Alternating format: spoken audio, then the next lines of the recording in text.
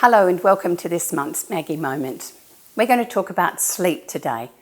Yeah, I know lots of you aren't getting much, but we just need to have a little chat about the fact that it's quite common for children to take some time to develop really good sleep patterns. And I read just recently that what doctors consider as a full night's sleep for a baby is actually 5 hours continuous.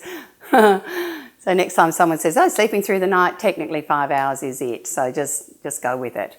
One of the things I keep reassuring families is that to fall asleep and to stay asleep, children have to feel incredibly safe and relaxed.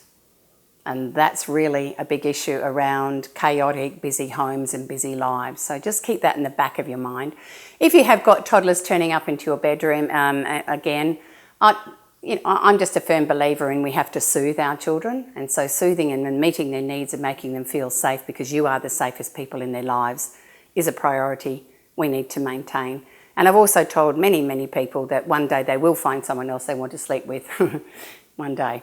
Okay, so the next thing I want to touch on briefly is night terrors, because they are really scary. And it's lovely I'm back in toddler land with my beautiful grandchildren, because one of our, Miss Ellie, had her first couple of night terrors when she was with us.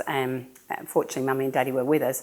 And it just did remind me, I'd forgotten, it's actually not a nightmare. So she did wake absolutely screaming, and there is a sense of panic in them. So doctors basically say even if their eyes are open, technically they're still asleep in this panic version of a night terror. There are a few reasons for it. It's between about ages 2 and 7, and they do tend to outgrow them, which is good news, but it is so scary when you're within them. They do suggest not trying to wake them, that you just soothe them in whatever that manic state is.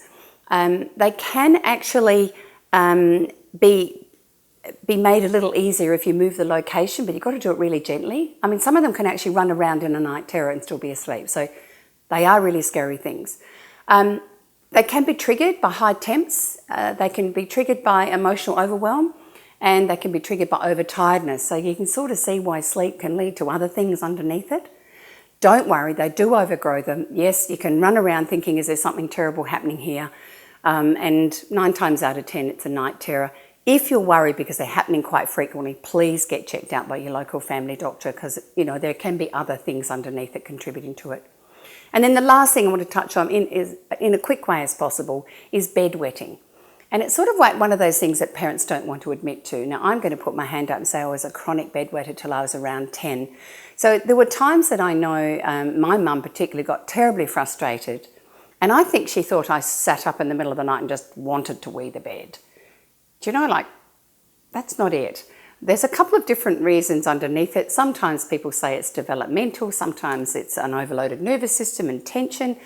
But one of the key things that comes up in most of the research is that bedwetters sleep really deeply. So they don't respond to the same sorts of feelings in their bladder. And yes, they can gradually grow out of it, but there are lots of things out there and fads. Developmentally, they do suggest that they learn to sleep a little lighter. And I think I don't want to look on the forms of when's it going to stop and how can I stop it. I'm going to tell you some of the tips that I know really make a difference to a chronic bedwetter. The first thing is that we don't blame them. We don't make them feel there's something wrong and useless about them because they're already doing it to themselves. Wetting the bed creates a sense of shame. I can still remember waking up in a wet bed going, no, not again. So we need to be as loving and compassionate as possible around our bedwetters. We need to look at the possibilities of helping them know that it's not them that's wrong, that one of those things that they can improve. What can help it? There's quite a bit online, as you can see. But I knew that one day it would stop, and it did take an awful lot of time.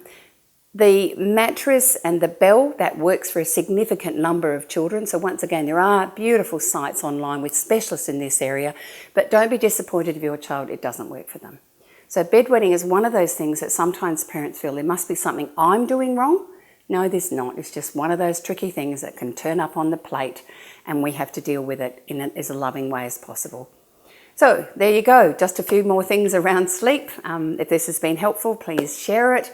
And if you know any other suggestions that can help with any of the things I've talked about, if you've got any gems, please give them to us so we can share them to all the other mums and dads out there in the world. And that's all for today's Maggie Moment.